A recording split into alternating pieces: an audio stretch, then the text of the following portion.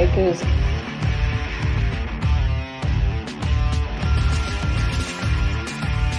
Good evening, everyone. Thanks for joining me for my weekly Instagram Live where I, Dan Wilson, who is running for Kootenai County Sheriff in the great state of Idaho. Welcome, Kootenai County citizens who have joined us. Welcome to those through the bottom half of the state, Boise, and through the central areas, to the west of us into eastern Washington, and to the east, the great state of Montana.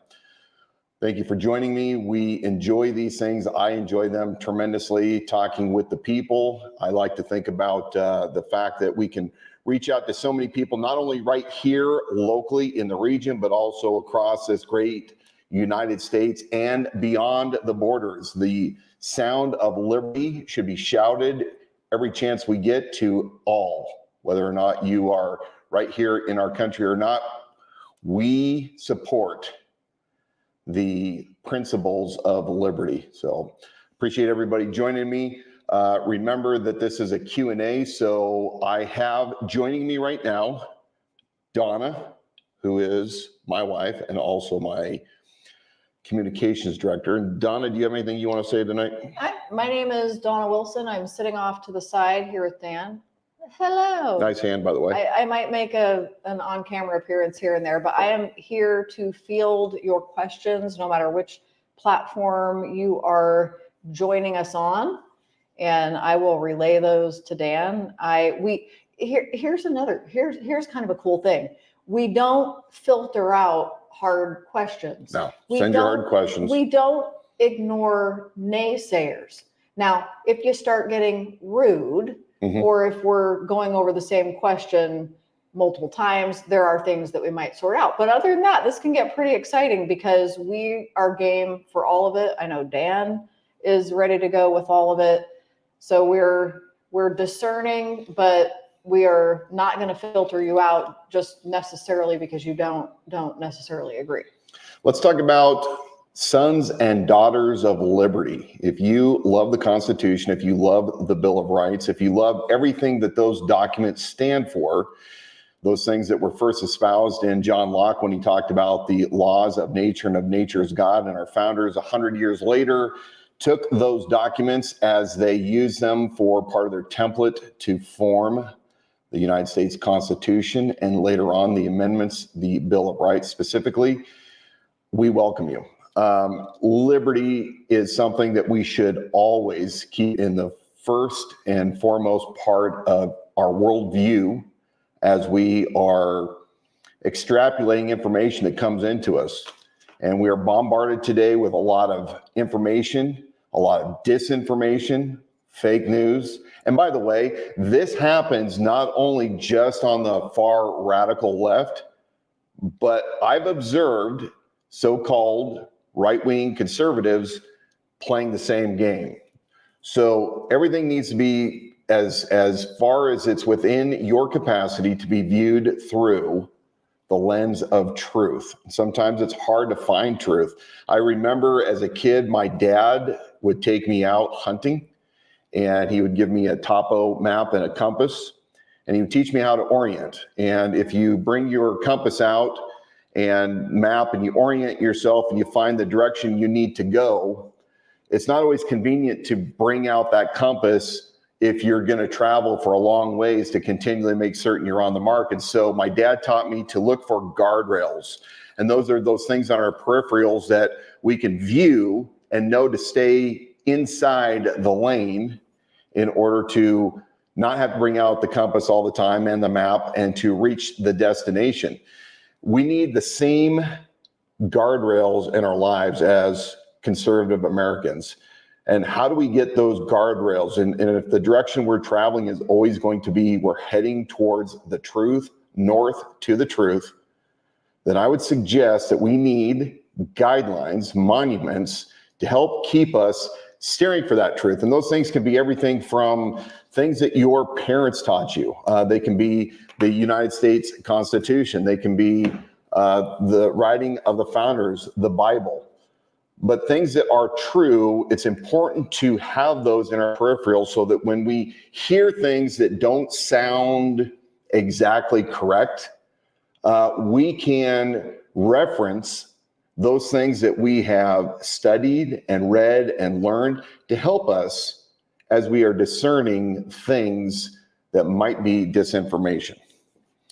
So it looks like possibly we have questions coming up already. A couple of things. We have Suzanne who just dropped in and said, we'll be moving to Idaho soon.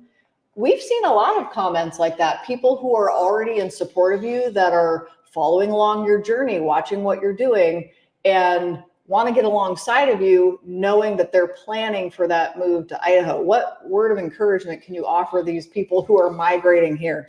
Well, first of all, if you love liberty, like most Idahoans, especially up in the reddest county in the United States, Kootenai County, you're going to fit in very well, as long as you do not bring those liberal Marxist ideologies that often come as baggage from other states. Now, one of the great things that I love about Kootenai County is our diversity of people who love liberty. Yes, people have come recently from left-leaning states like California. I myself came from 20 miles to the west in Spokane County, Washington, Oregon. We have even the East Coast. But look, the great thing about America is that you can move and travel and live in those states that align with your beliefs. But please, wherever you can, make certain you just don't bring those same things from California or Washington or Oregon or wherever that do not align with the conservative values of freedom, where here we choose dangerous liberty over a certain security every chance we get. Now, somebody says to me, what does that mean? I'm conservative. I'm moving from this state to Idaho. And an example of that is oftentimes you can have Republican conservative principles, and I'm an independent, just to disclose that fact to those of you who may not know this already. But oftentimes in your mind, you can be conservative, but when you move to someplace, all of a sudden you want the big government services that oftentimes you are familiar with and used to in big states. So anyway, that's enough preaching about that, but I want you to stay encouraged, because the citizens of Kootenai County are hands down the greatest citizens of the entire state. And I am very proud to be an Idahoan, and more importantly from Kootenai County, where, look, it is the land of the free if we can keep it. You've had a number of people who have begun following you on social media who are from out of state, some of them moving, like this one just talked about. Suzanne? Mm-hmm. What do you think it is they're seeing in you, and they're following you as opposed to, you're on a tough road, as some would say, challenging an incumbent sheriff, mm-hmm. but yet they're hearing your message. What are the differences maybe between the two, where they're alongside you prior to even moving here into Kootenai County? Well, I think people like me have been yearning for a very long time for people that will represent us from amongst ourselves. I don't know about the folks that are watching right now, but if you're like me, I'm sick and tired of career politicians. And yes, there are some good people at a federal level and even at a state level that are doing the work of the people. In Congress, I'm not really certain if there's even 5. The state, we have some extremely good conservative reps, but if you're like me, you're sick and tired of, we're always being told to wait. Just wait, somebody's coming to save us. And I finally figured out that there's nobody coming to save us. It is up to us. And so I think that people love the message, which is one of hope. It is one of sober discussion, because we have extremely tough times in front of us. In fact, if you have lived the past 4 years in this country, you know how hard it has become and has continued to be since COVID. I mean, COVID is now kind of the new 9/11. And when you look at gas prices that are double and food prices, you and I were just talking about this the other day, the outrageous cost of groceries. So when nobody's coming, it's up to us. I think people want to know about the hope, but they also want to be leveled with. They don't want to be told that everything's going to be all right and nothing is going to bother us and disrupt our way of life. Well, it's not only that, it's also people don't want to be told when they see signs of disruption and they know that problems are happening. We don't necessarily want that knowledge to somehow be diffused or disarmed, saying, well, you're just misreading what you're looking out your front door and actually seeing. That like on one hand, people might think, well, that will calm you and give you some hope, but it would be false hope instead of dealing with the reality. Yeah. So I think that if you're like me, we are looking for our peers that say, we're done being politically correct. We are done not offending people, because look, the Marxists are here everywhere. And the Marxists don't play by the same rules that we play by, that we have traditionally played by. And I liken it to playing a game of Monopoly. If you and I are playing a game of Monopoly together and we're playing by the house rules, we have a pretty good equal shake at, our strategies to win the game, and everything's on the same level field and we have the same opportunities. But if you decide that you don't want to play by the house rules and you want to play by your rules, and I'm still playing by the house rules, somebody's going to have a disadvantage, and usually the person that's making up the rules gains the advantage. And I would like to strongly encourage those of you that are out listening to me right now, as we're talking about this dangerous liberty over a certain security, understand that we can no longer play by the same rules that we have done forever. Sometimes eggs have to be broke. People have to be called out. It looks and appears to be unkind, but the reality of it is that sometimes the truth hurts. If you go through, our great history in this country, you understand that there were some knockout, drag out fights. In fact, there used to be fist fights in Congress. So, look, everybody is concerned about what's going on. We're tired of typical career politicians, especially politicians who have always been on the government payroll, because frankly, they have nothing really to worry about. Even when, from a federal standpoint, you had employees that were furloughed, and I'm not dogging on people that are federal employees, but the rest of us, we get laid off and we don't get that money back if the work's not there. So if you work for the government, good on you, but you don't have the same thing necessarily at stake that the people in the private sector do. And if you are a career politician and or a career government official moving into a political elected position like sheriff, then you have to ask yourself, what does this individual truly know about me and my life where I don't have those fail safes to fall back on? And again, I've got lots of friends who have been career law enforcement. I'm not bagging on any of them, but I am having a hard truth. We've got on Instagram, Jess Sunshine, that's me. I love the handles. Jess Sunshine, that's me, says, just want to say I support you. Thank you for what you're doing. And then I'm going to move on to another question from North Idaho Arms on Instagram. Also, a quick reminder, we are multi-streaming on Facebook, YouTube, and here on Instagram. Yeah. So if you want a full screen view of this live stream, you can do that on Facebook and YouTube. And remember to share that. As these broadcasts are live, share them in real time so that more people in the community can join in and ask their questions. North Idaho Arms asks, do you feel the position of county sheriff should be as a political position as it has become? If you mean by political, where the sheriff as such as what I am currently running as talks about freedom and liberty and budgets and responsible government and all of those things, well, yeah, I mean, that's what the sheriff should be. It should be politicized. It is an elected position. I want to remind people that in the state of Idaho, as in many other states, there's only 3 qualifications to be a sheriff, and that is you must be a citizen of the United States, live in the county for at least 1 year, and be 21 years of age. Now, why is that? Surely somebody that's going to sit in the position of sheriff has to have law enforcement background.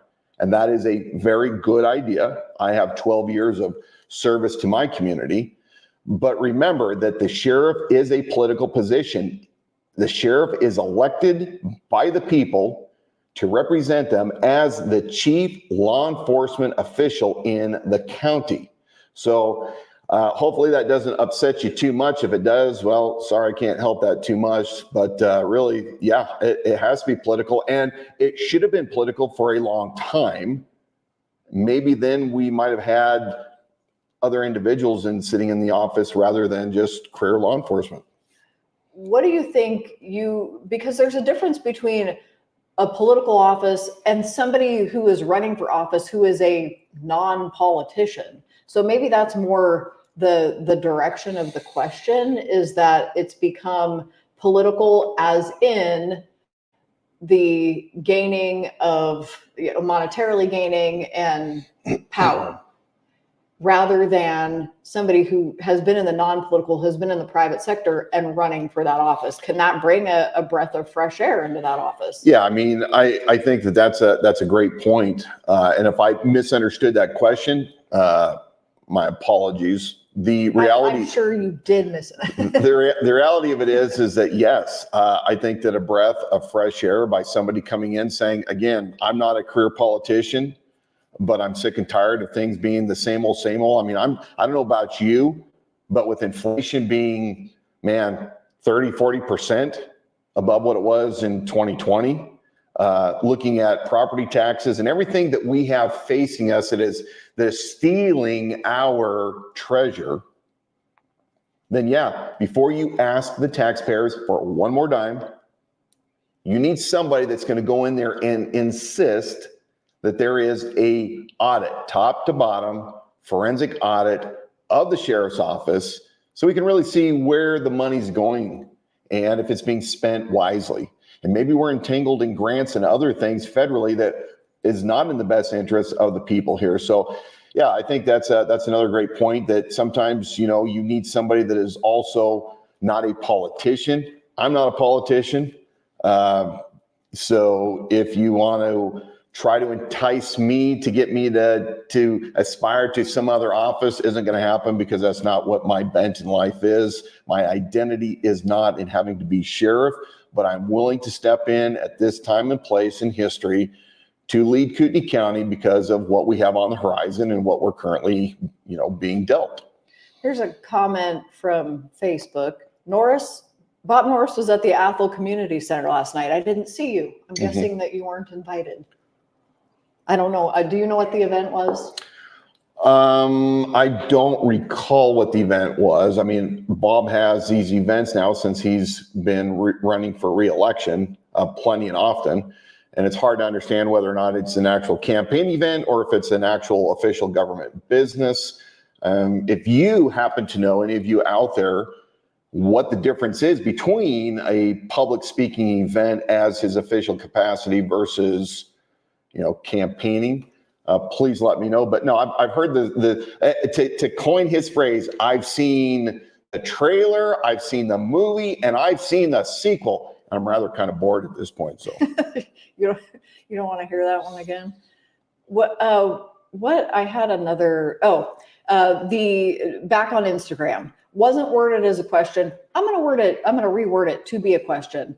The Office of the Sheriff is in some states changing to be appointed versus elected. Bad idea. Okay. Talk to me about why that's a bad idea.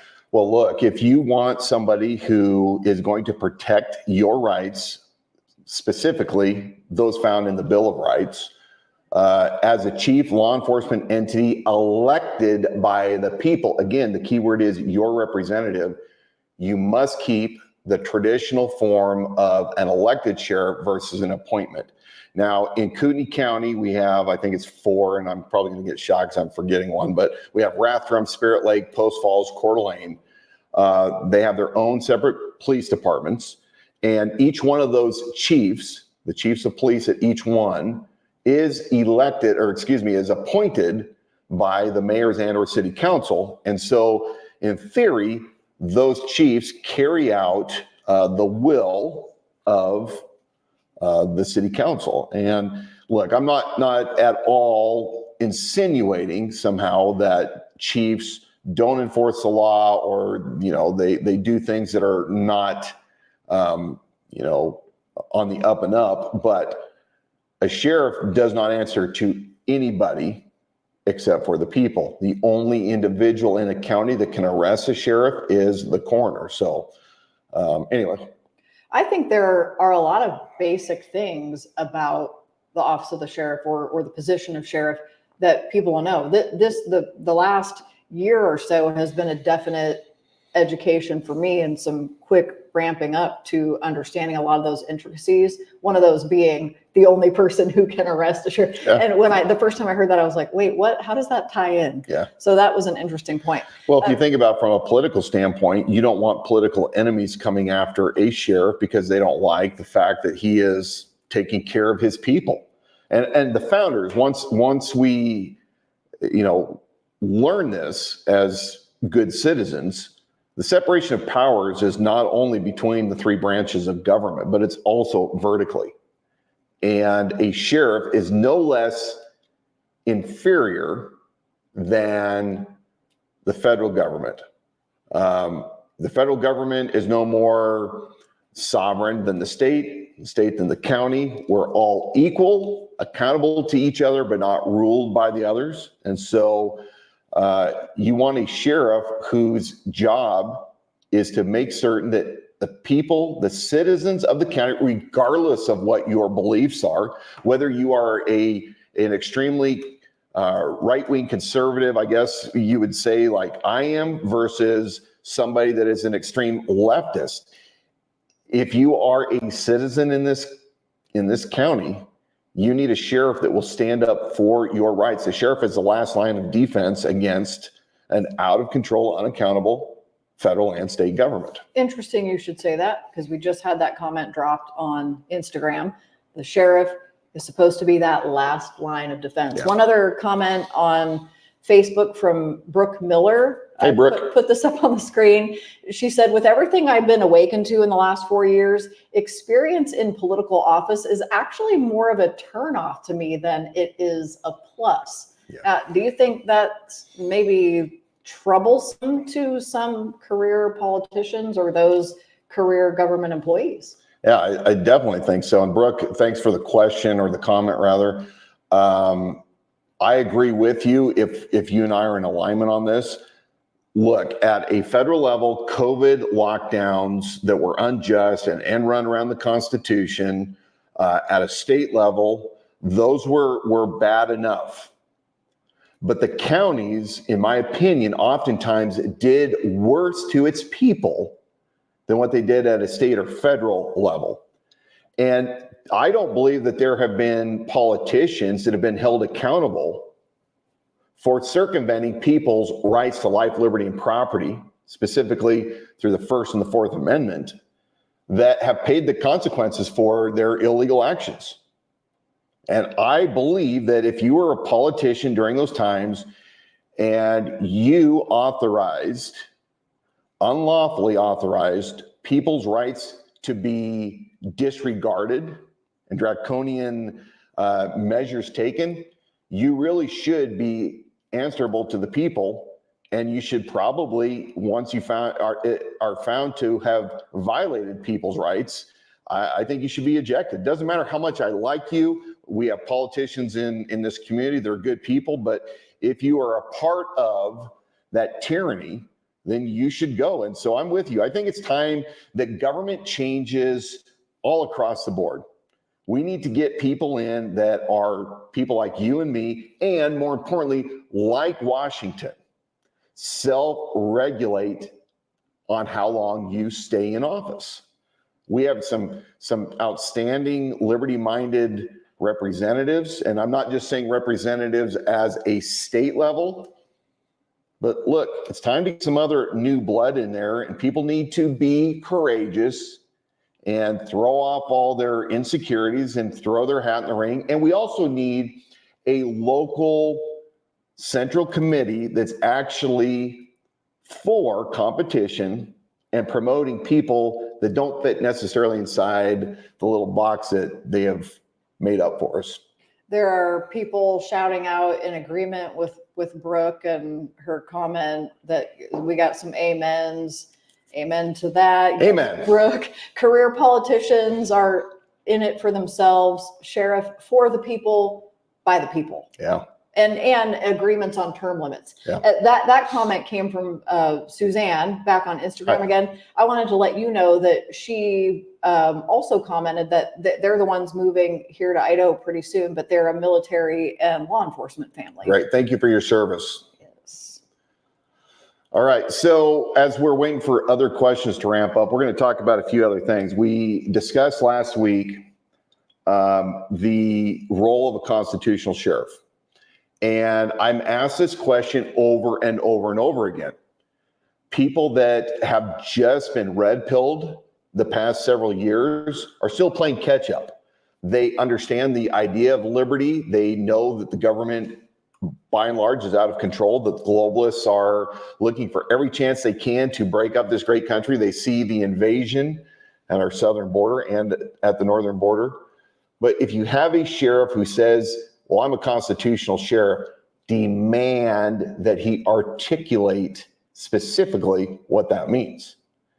And I would argue and say that a constitutional sheriff must truly understand the history of this great country, all the way from the Mayflower Compact to Jamestown, to eventually when we found ourselves finishing up one war against the French and the Indians.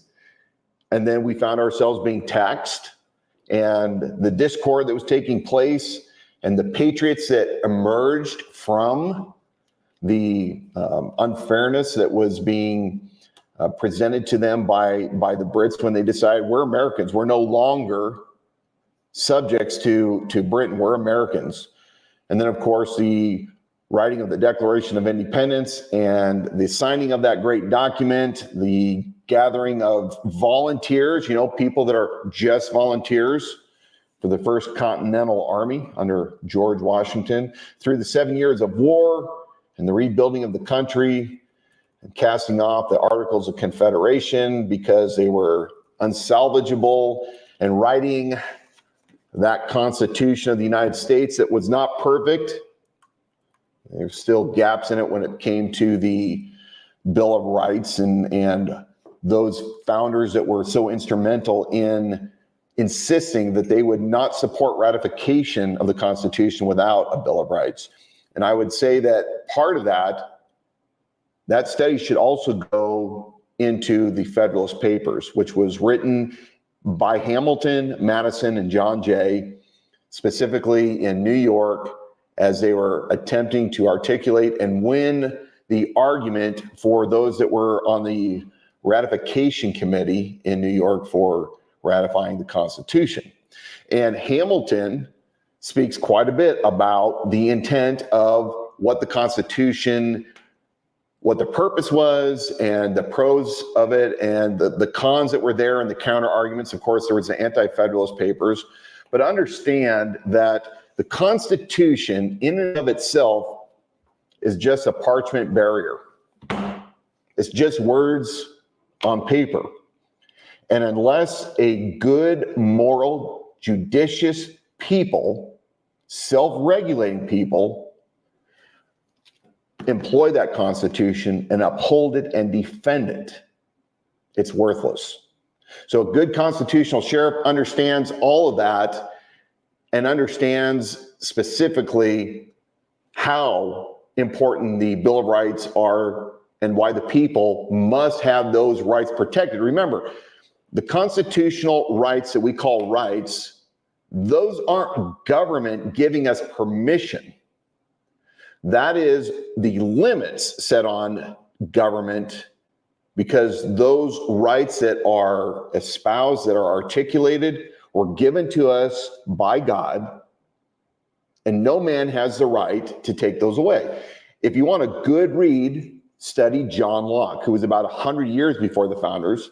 He wrote a great book called The Two Treaties, and it talks about the laws of nature and nature's God and equality. All people under God are equal. Now, not equal necessarily in stature and ability and talent, but as far as a human being is worth. There is no human being in the world more important than another human being as far as worth. And I would argue and say that,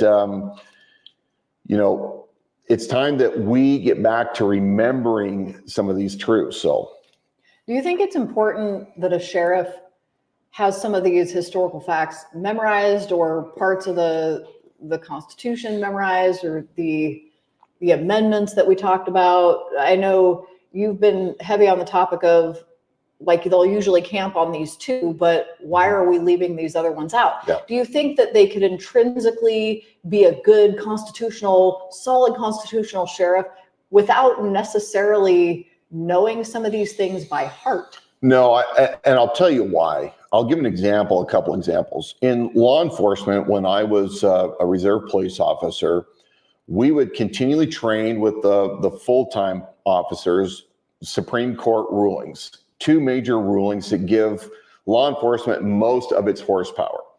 And if you did not understand those, one was the objective reasonableness standard, and the other one was Tennessee versus Garner, the fleeing felon, a doctrine. You can't perform your job as a law enforcement officer without really understanding those principles, because that's what gives you the power to perform your duties as law enforcement. It's the same thing when it comes to the Constitution as a sheriff. If you truly don't understand the entire history and be able to recall the arguments and those things that really were the building blocks, then how in the world can you truly understand how to protect the people's rights? If you want to just go down the Idaho Code and look at every law on the books, sure, you can enforce everything to the letter of the law, but as a sheriff, should you? And should your deputies be doing that?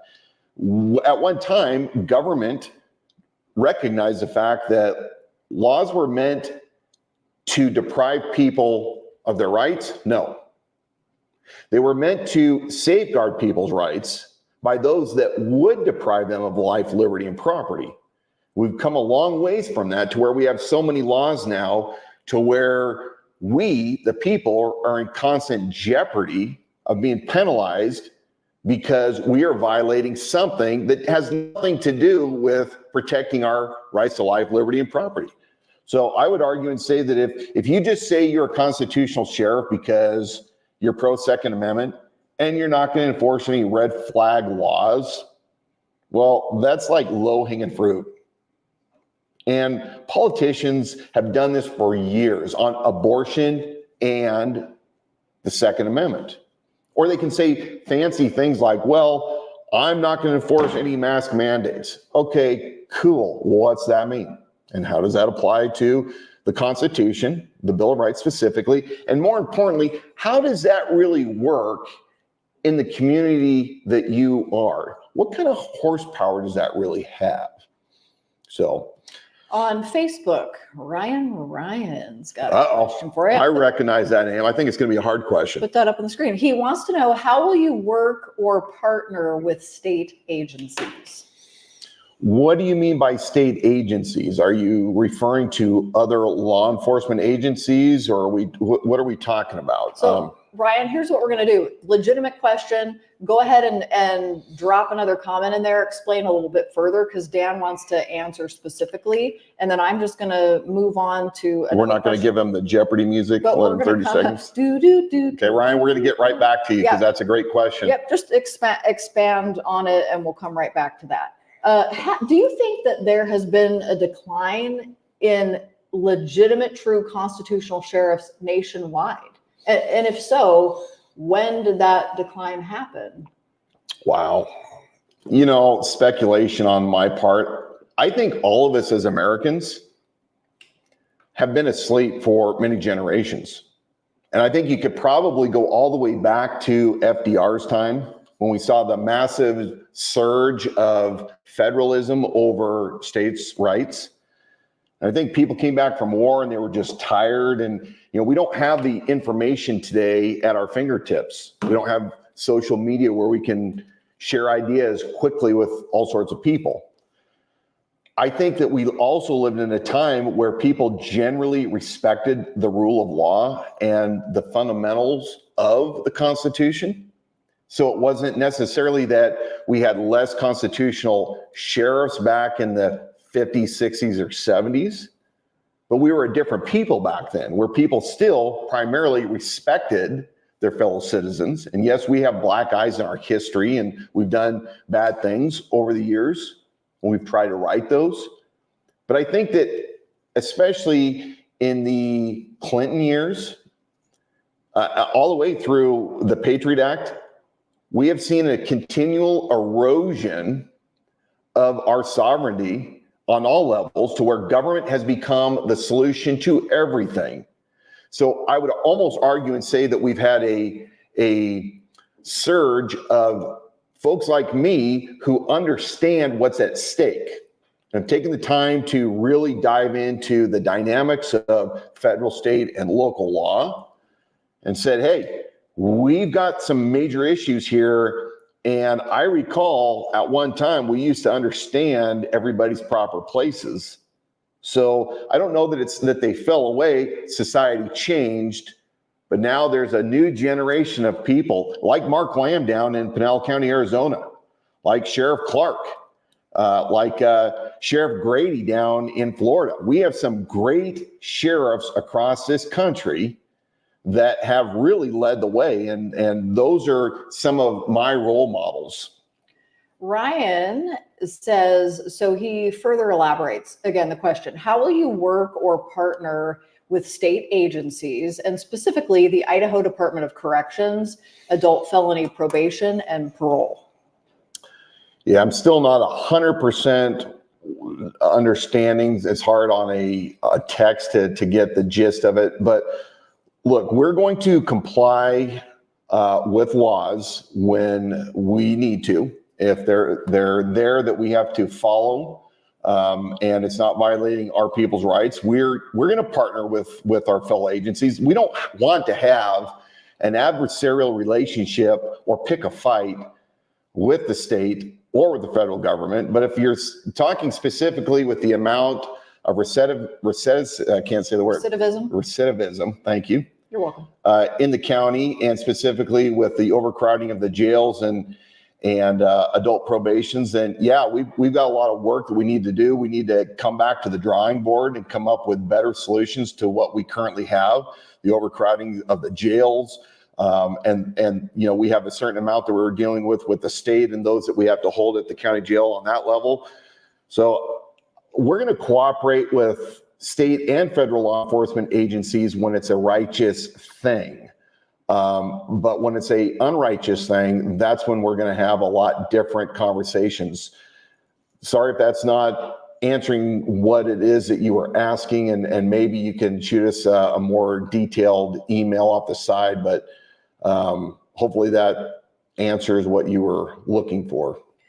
What do you think? We get another question coming in on Facebook that I'm going to preview here for a second, but what do you think are some signs locally, getting back into this local race, that the current office of the sheriff, some signs that they're maybe saying they are constitutional, but the proof shows otherwise, since we like the word proof. We like the word proof. I have to think about that. So you're talking about a specific incident, or what do you think? Okay, maybe make this a more general comment. If people are now starting to understand on a more national level why it is so important to have a constitutional sheriff that doesn't just say, I'm not going to take away your guns, like blanket Right. statement, and like he's pro-Constitution. what are some other things that people can be looking for to vet who, not only who their current sheriff is, but how they may change their vote in an upcoming election?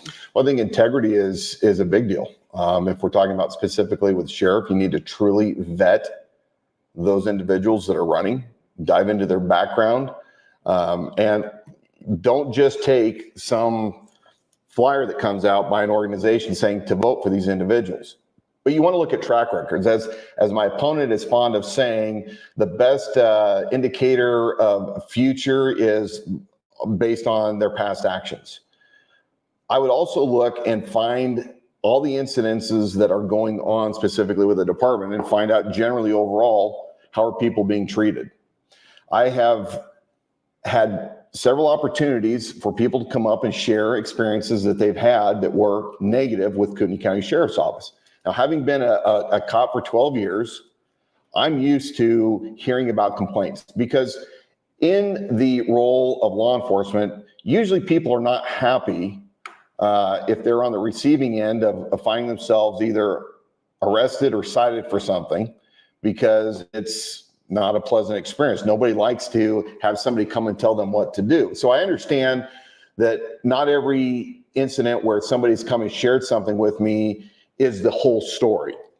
But I am concerned about a growing trend of hearing about a culture of deputies that maybe aren't living up to their oath of being of servants to the people. And I know that it's hard, because it's a hard job, and it's probably the hardest time in our history to be a cop. But you have to look really hard at the people that are serving in these positions. Are they going to uphold people's rights? Are they going to protect people and do it with a servant attitude without flipping the attitude back because you are serving the people? Are you constitutionally minded? And at the same time, you also have to be extremely tactically secure in what you're doing. Always looking with your head on a swivel. So I get it. The cops have a hard job, and sometimes it can come across as ultra militaristic, or it's an us versus them. But I want to know how deputies specifically are interacting with the public they serve. And I have been hearing some grumblings about things going on that, of course, I can't verify, but I think those are important things when you're looking at who's leading the office of the sheriff. What kind of example are they setting? I think it's a dangerous precedent for the Deputy Sheriff's Association, the E-Board members specifically, to hold key leadership positions, command staff level, in the sheriff's office.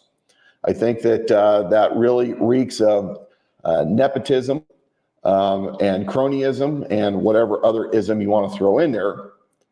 But the office of the sheriff needs to be one of utmost professionalism, where the deputies and the staff are given the reins to do what they need to do to take care of business, take care of the people that they're serving, to protect life, liberty, and property. It needs to be cohesive to where there isn't a division, where if you don't align yourself with the deputies association, that you aren't kicked to the curb and left to be second string. I think it needs to be one of merit. But yeah, look at who your candidates are for sheriff and find out what is their track record. You can go and do records requests. There are certain things that can be disclosed, and those are key indicators as to who is going to protect you the best as a representative. Again, the sheriff isn't out there on every traffic stop, but he sets the tone for the entire agency as to what the expectations are and what the goals are of serving the people. On Facebook, Tina has a question. I'm going to call you Max Hermosillo.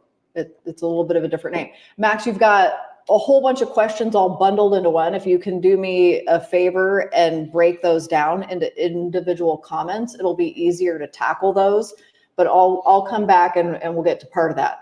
For Tina, she wants to know, why do you want to be the sheriff? How do you feel you can serve us better than Norris? Yeah. Tina, great question. Thank you for asking that. Why do I want to be the sheriff? So I want to serve the people, because I feel that there is, and I've observed a deficiency right now in the Kootenai County Sheriff's Office. We saw 4 years ago an attempt end run around the Bill of Rights. People were told, you're not essential, but these people are. This business can stay open, but this business cannot. Wear a mask, social distance, don't be with your family, all the tyranny that we saw.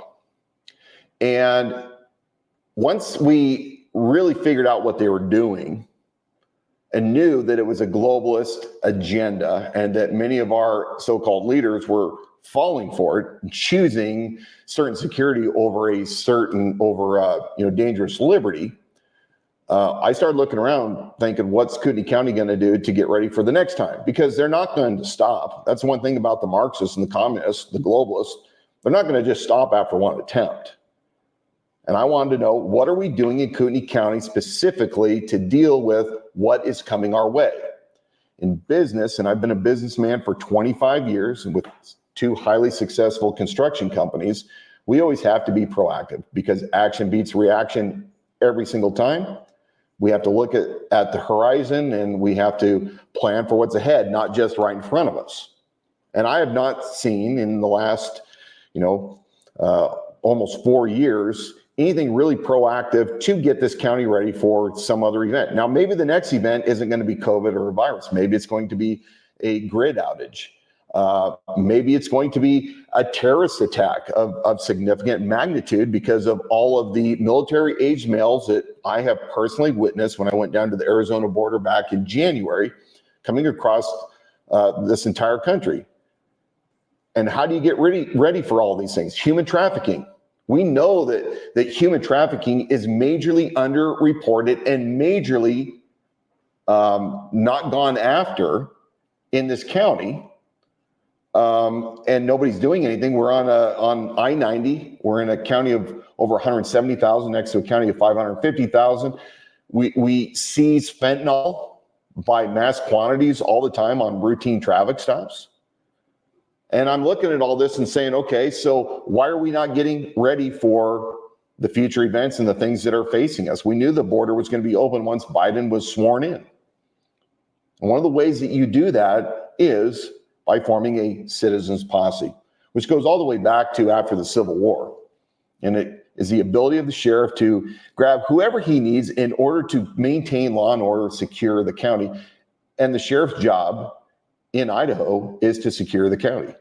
So I look at my opponent, who has spent his entire time in office for the past almost 4 years, bolstering up things inside the sheriff's office, whether it's more competitive salaries or equipment, and those are all good.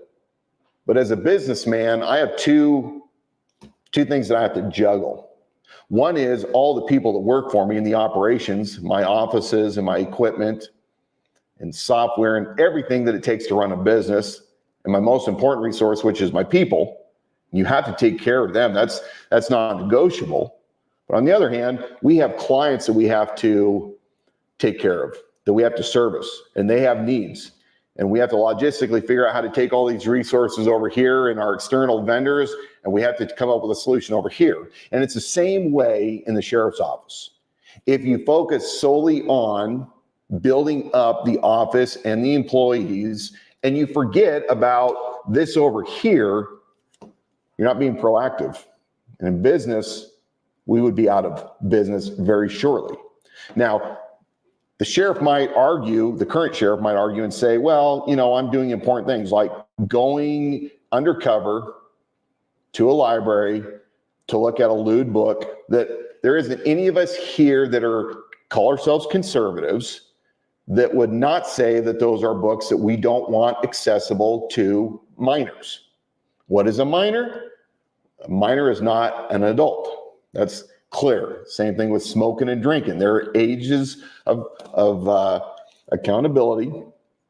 And so if you're going to run around and worry more about a library book when we clearly have other professionals dealing with this, whether it's the state legislature, whether it is citizen activists or the library boards themselves, maybe that time would have been better spent pursuing a plan on how to counteract the NGOs that are bringing in illegal immigrants into this county.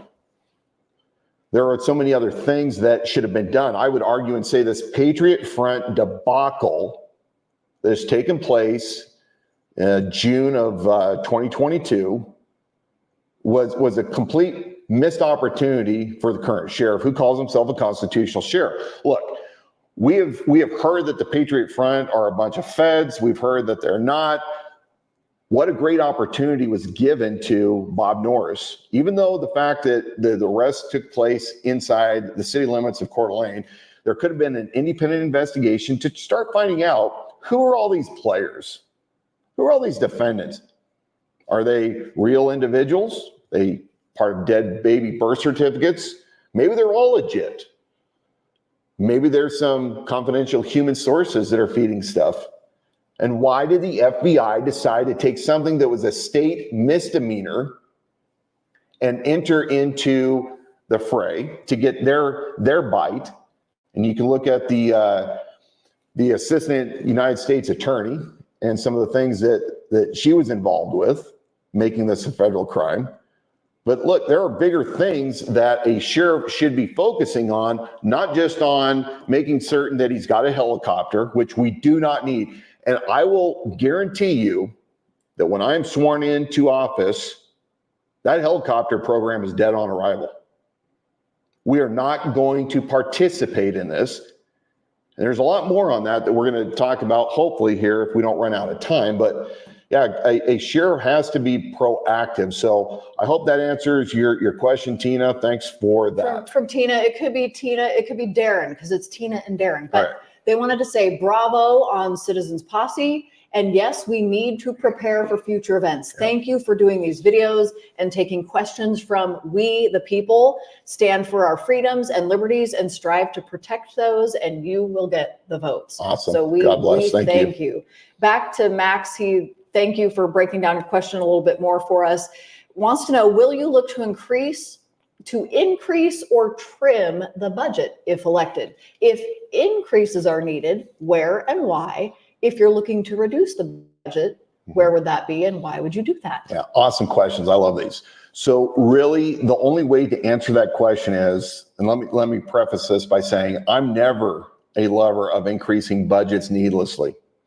As a businessman, that's just something that we don't do unless it makes sense to take better care of our people or to take care of our bottom line.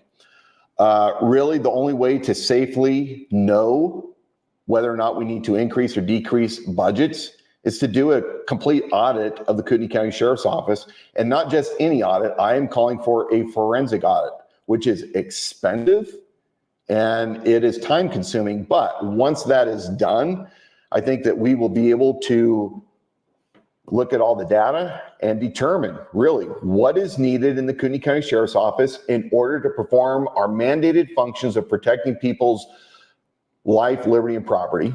You're going to hear me say this over and over again over the next 10, 11 months. It was good enough for the founders. It is good enough for Dan Wilson. Life, liberty, property.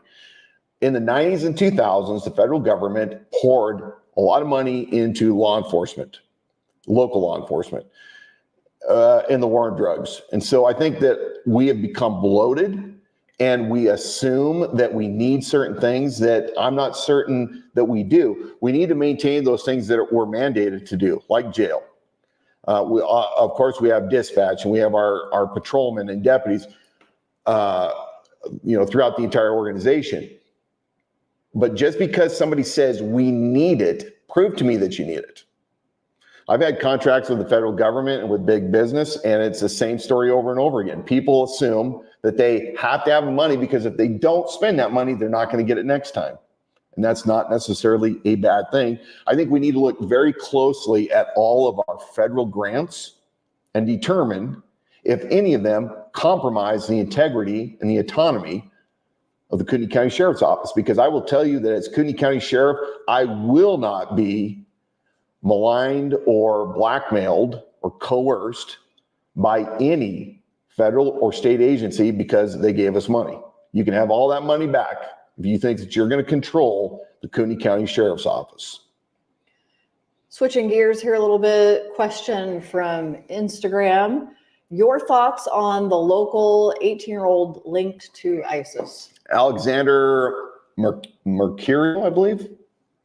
I don't know. I mean, we need to learn more. And frankly, I don't trust the FBI. I don't trust any of their narratives anymore. We saw what they did with Governor Whitmer in Michigan when they set those guys up where they had, I think out of 20 guys, 50% of those individuals were actually working on the payroll of the feds. We've seen what they've done to January 6th. We see the fact that they are sending in agents to infiltrate traditional Catholic churches, and they go after parents that dare speak out against their local school boards. So no, I don't automatically trust anything the FBI puts out. And I know I've got a target on my back now because I dared to say this. But the reality of it is the federal government, specifically federal law enforcement, the FBI, the Department of Justice, has not given Dan Wilson or the citizens of this country any reason to trust them. They've betrayed our trust over and over and over again. So I don't know the facts. I mean, it may be legitimate. We know that there are a lot of deranged people, and we live in a time and place where Marxism, which coincides with a lot of these radicalizations because people don't understand the concept of freedom here. They don't understand the principles that this great country was founded upon. And so they find something else when there's a vacuum. They sink their teeth into some other ideology and they are radicalized. So I don't know, flip a coin. We couldn't get through a live broadcast without this one. Oh, Not really a question. Well, the other thing is Max Hermosillo wants to thank you for answering. He appreciated that. thanks for the question. A comment. It seems like when Norris is at live events, he doesn't answer the audience directly. Instead, he passes the microphone to his buddy, Bruce Matari. Mm-hmm. We had to throw it in there. Yeah, I know. Well, I know that there are certain people right now, even in my allies, that they're saying, Wilson, move on from it. But really, I like to continually pound this one because it's messed up. Special Deputy County Commissioner Bruce Matari was Sheriff Bob Norris's campaign manager when Bob Norris first ran for sheriff in 2018, 2019, 2020. Now, Bob, don't get your panties in a twist if I got it wrong. I know you were running at least from 2019. Once Bob was sworn in as sheriff, he gave a special deputization to Bruce Matari. Now, Bruce Matari, before he came to Kootenai County, was from Washington, D.C. in the Virginia area. Just want to throw that in. Later on, Bruce Matari runs for an open county commissioner seat, and he wins. And he still maintains this special deputization, which means that he does have access to privileged information, despite the fact that he and Bob want to say Bruce doesn't have access to any of the NCIC databases or the logons or whatever. The fact of the matter is, by his own words in the Coeur d'Alene Press, November, I think it's 19, I always forget, 18, 19, November 19, 2023, Bob and Bruce talk about this special deputization, and Bruce says he's not at liberty to discuss what he and the sheriff talk about. Now, at the SIP Show Your Proof circus that both he and the sheriff conducted a couple weeks ago with Bryant Bushling, that troubled individual that is a former prosecuting attorney. In that event, they called out the Coeur d'Alene Press as being not credible. And it was untrue. However, I don't ever recall Bob or Bruce demanding a retraction from the Coeur d'Alene Press. They say that they don't have access to any privileged information, but yet they also say that they have a non-disclosure agreement. And Bob mentioned in this SIP that, hey, normally sheriff's offices engage with a public relations office, and they don't have to because they have Bruce Matari fulfilling this role. Now, a question for the citizens of Kootenai County, and I would be grateful if you would make some requests of Bob, Special Deputy Bruce Matari, and Sheriff Bob. Is Bruce getting paid extra money for the service that he's providing? If he isn't, how does he find time in his busy life of being a round-the-clock Board of County Commissioner? Who gets paid handsomely? Who gets paid mind handsomely, you. and then, has time to do public relations. Remember, neither of the other two county commissioners have the special deputization. We don't know if Bruce has a badge or a gun. We don't know if he has qualified with a firearm if he has one. So yeah, over and over again, you will not see Bob stand on his own. He has to have his handler, and I've said it and I'm not ashamed of it, his handler, Bruce Matari, the great change agent himself. So the question is, have they eliminated that line item in the budget or redirected it for what it would have cost to hire the communications? And I'm split on that because, and I'm just thinking about this from a Liberty kind of guy, and that's why I didn't go with this. Okay, let's say that that's a position that normally somebody could get hired, a third party. Okay, that's cool because I'm a government contractor. I bid on public projects quite often, and you always hope to win one. But on the other hand, as somebody that likes to save the taxpayers' dollars, I'm split. So I don't have a real good answer right now as to what I really feel about that. But here's what I don't want. I don't want a county commissioner, special deputy, that is also getting paid if he is. And I don't know, I would love to see on his blog, he has a famous blog, but for some reason he took down his section on his special deputization and the pros of why he should be a special deputy, but he does have a blog and you can Google it. Also, if you want to have fun, Google Dan Gookin, who's a Coeur d'Alene City Councilman who has some fascinating YouTube channel with videos about Special Deputy County Commissioner from Washington, D.C., Bruce Matari. And remember, Bob Norris was 30 years at the Los Angeles County Sheriff's Department. So you have East Coast and West Coast coming together in Red Kootenai County. Is that really good for the county? I know Shelley will probably be upset that I inferred something that is speculative. She's been quiet lately. I miss you, Shelley. Yeah, we missed you, Shelley.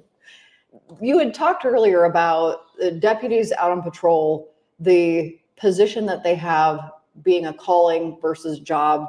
You were running around that subject. The question is, as a sheriff, how can you know or identify with what's going on in their positions, what they're dealing with day to day? Well, the comment is you can't do that sitting at a desk. Mm-hmm. So as sheriff, how do you keep your finger on the pulse of what's going on? That is an outstanding question. I'm going to bring us back to the business world. So sitting as the head of my organizations, I have people below me that do all sorts of work. In fact, while I'm out campaigning, I have that luxury because my staff is running my businesses like they don't even need me. But we have those men. In fact, I have men that are working tonight, working graveyard shifts in a medical facility, and they are the ones that are at the ground level doing the hard work. And it is similar to the deputies that are on patrol. As a leader, if you don't get out and physically, once in a while, put yourself in the position, and by the way, for my crew that's hearing this, me being a hypocrite at the moment, I will be coming out and spending a little bit of time. Same thing with sheriff. Sheriff needs to get in a patrol car and he needs to do some double ups, see what's going on the street so that he can remember exactly what the guys, how hard their job can be, and even any of the new things that they're facing. So yeah, great question. If as a leader, if you think about information going up and down the chain of command, for a successful mission, you have to have good communication from the top going down through the ranks down below so that everybody below understands at even the base level what the mission of the organization is, but you also need good feedback coming back up from the chain to let us know exactly what's going on at the most intimate upfront level. And most of the people that are watching right now, if you've ever called 911, your very first representation oftentimes of the government in general and of the office is at that deputy level. So deputies, look, we have some outstanding, hard-working, skilled deputies that we're very fortunate to have in Cooney County. What are your thoughts on the funding and expansion of the county jail? And would you handle that, or what changes would you make? Yeah. Until I actually get in and see firsthand what's going on, it's hard to speculate and come up with a position. My general position is this: all the facts have to be presented. Not only levels are coming from, like where are these people that are coming into our jail? What kind of criminals? What are we booking people for? How long is their stay? We need to also look at how we're currently running things. We also need to understand if there is, for some reason, something so insurmountable that we have no other option, whether it is to contract out our beds to another facility that we're able to do under Idaho state law, or whether it's other alternatives. And if we get to a point where we just absolutely cannot do anything but expand, we need to be looking at a lot of great alternatives.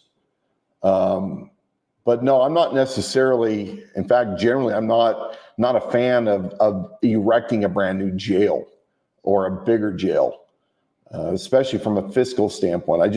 I'm not convinced yet that we have gone through every kind of scenario on what we can do different.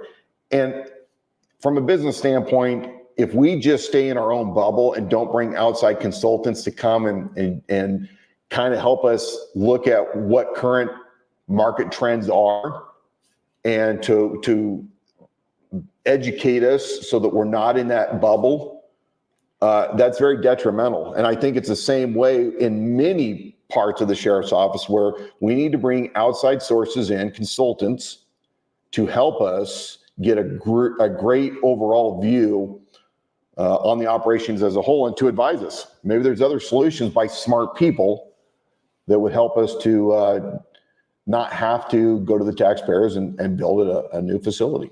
Another question from Brooke on Facebook, and we also are reaching just over an hour, so we're getting toward the wrap up. Yep, we're gonna wrap up pretty quick here. If you've got burning questions, try to get them in here real quick and we'll squeeze them in.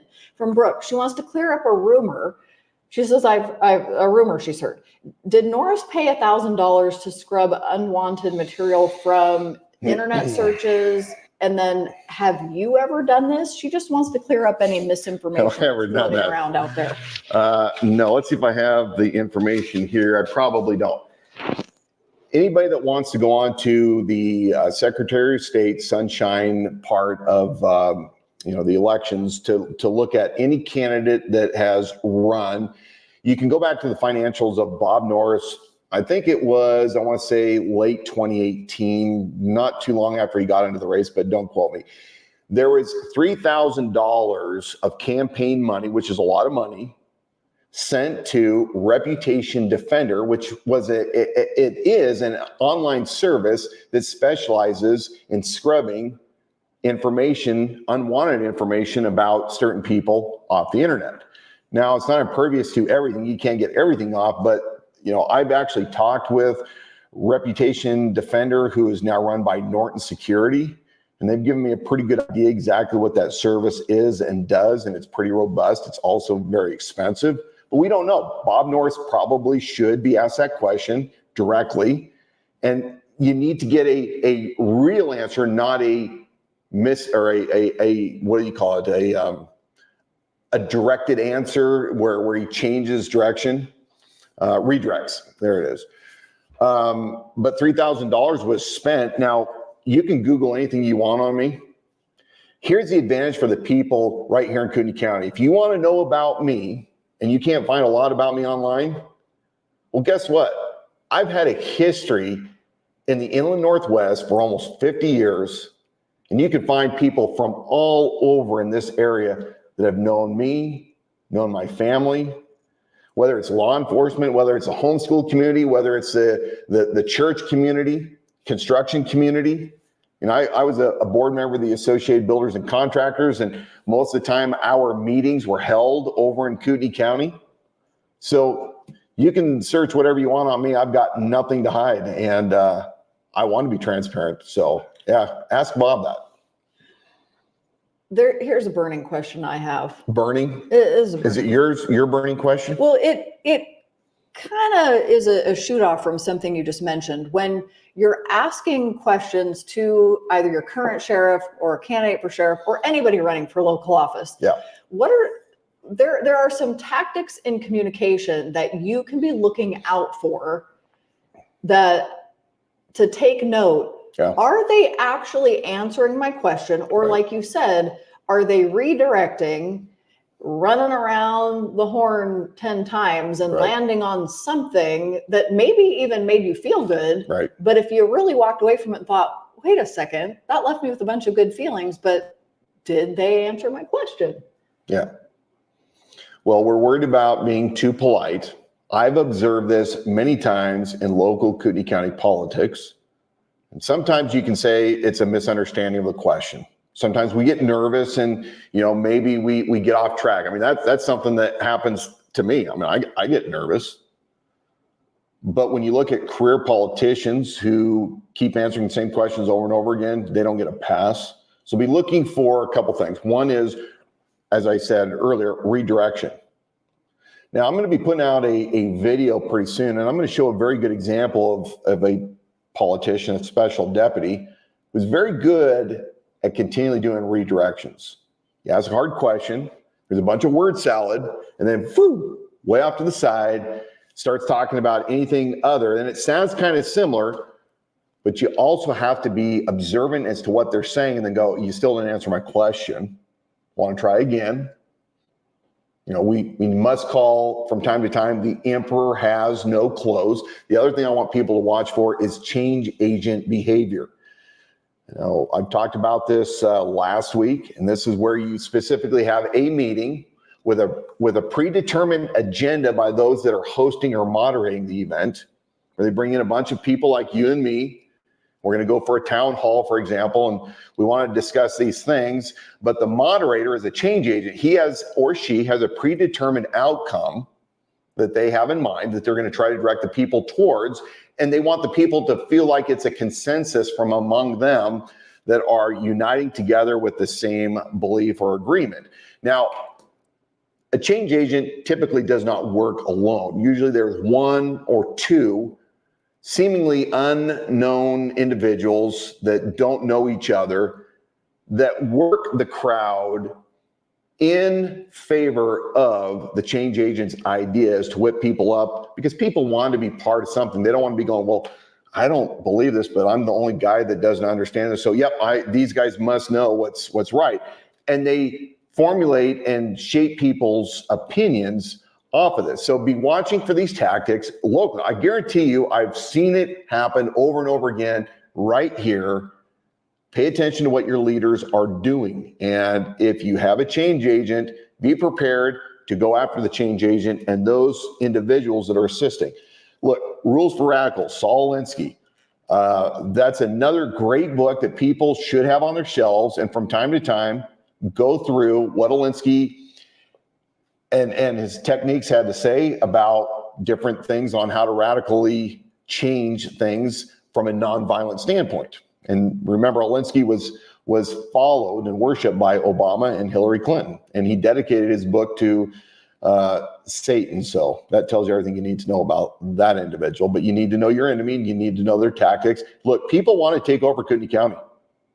They want to give the illusion that we are freedom-loving people and that we are true liberty-minded individuals who choose dangerous liberty over certain security.